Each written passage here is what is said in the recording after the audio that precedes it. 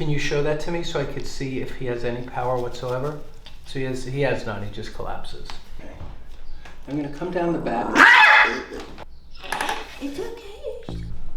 There it goes. There we go. Wow.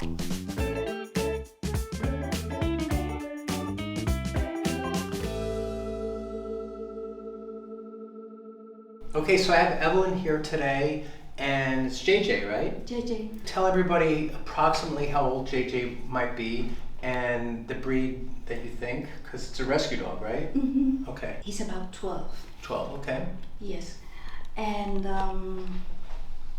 he's a mixture of Poodle and Maltese. Okay, the multi-poo. Multi-poo. I like that, multi-poo. That's who you are. Very nice. Okay, so he was hesitant to get on the bed. By the next day, he had lameness from the waist down, right? Yes. Okay, let's put him down for a second in front of us. Sure. And let's see what we got right now. Now, if you didn't hold him up in the sling, does he collapse down? Yes. Can you show that to me so I could see if he has any power whatsoever? So he has none, he just collapses. So sit in the middle, and he's gonna be across you like this. And that's actually a perfect position. So we're gonna keep the legs on this side and his front legs on that side. And I'm gonna start at the neck, because what happens sometimes jumping off a couch is you land and you can cartwheel, like you go over, and you can also get massive whiplash. Checking range of motion. He's got a lot of tension bringing his head all the way up. So it should come up a little easier. So that's one area I want to release. Then I'm coming down here and there's a misalignment at C5. So I'm curious about that. Now I'm going to come in here and adjust into his upper cervical, and then we'll recheck extension. There it goes. Good, so give him a second. And then I'm going to recheck extension. There we go. Wow. Nice. So now I'm going to check lateral displacement. I'm checking for the wings of the atlas, and which are really just the transverse processes, and seeing how they're fitting against the skull. There should be equal spacing, but I feel actually less space on the left.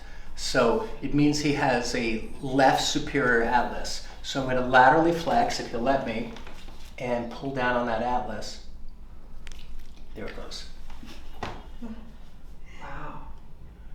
He didn't go ouch? No, it's pretty good. They'll like it if it's good. Okay. So let me check the space now. So that's even. I can get my fingers in the same space. We're going to come down to C5, the one I found before. That's a bad one. Okay, that one I'm going to tap because it's just too tender. Okay.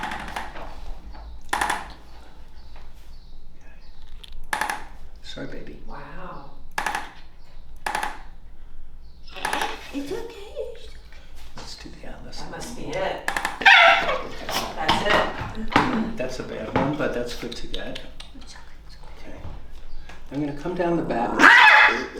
I think, you know, in JJ's case, he's not really improving the way anybody wants to see right now. He's had a little bit of improvement, but not much.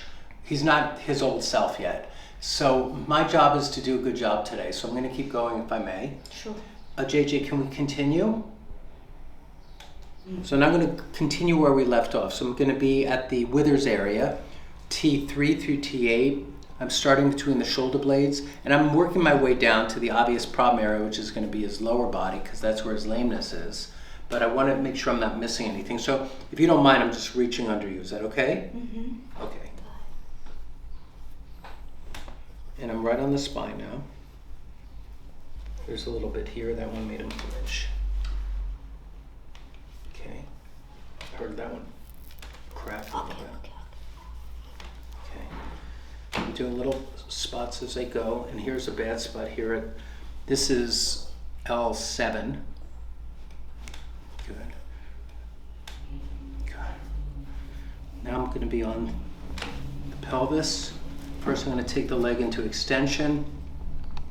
I'm going to abduct, adduct, flex it forward, extend back. My thumb is staying right in the SI joint.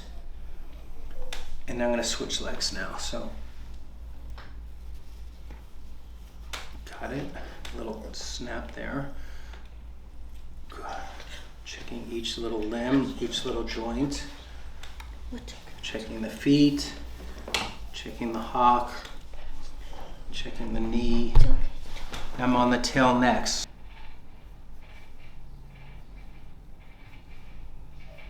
Checking each little segment.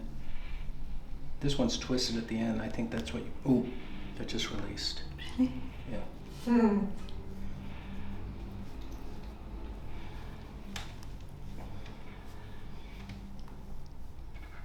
Okay.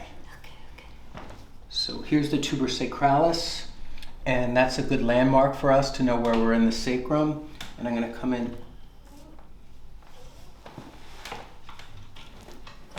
Got it. So now I'm going to switch to this and do a little bit more up and down the spine. I already got some good releases already. Good. We already did the upper cervical. Okay.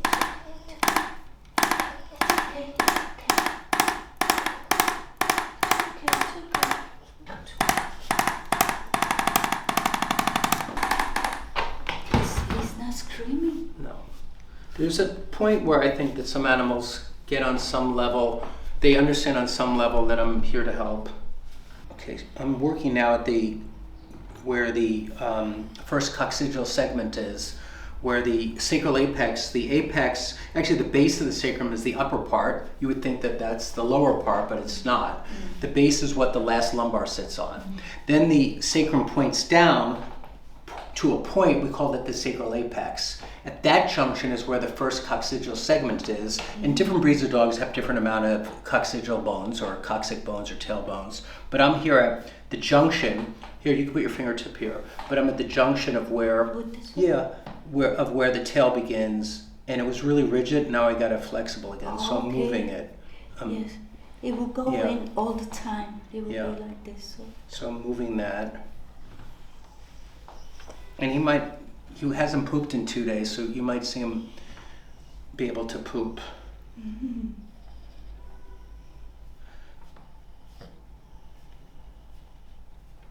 Ooh, it just cracked. And here it's really twisted. But this one might have been twisted for a long time. Ooh, that one moved. Okay, let's get him back down on the ground for a second.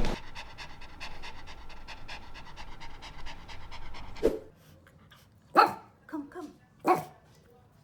Let's go. Yes, you can walk. You can walk. Been healed. You've been healed by Dr. Dog. Yes.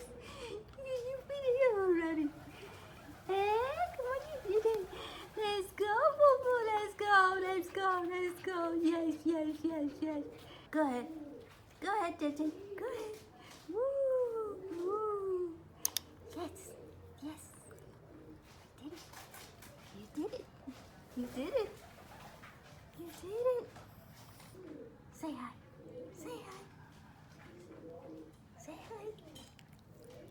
Okay, let's go. We're gonna go. There it goes. Good, so give him a second, and then I'm gonna recheck extension. There we go. Wow. Nice.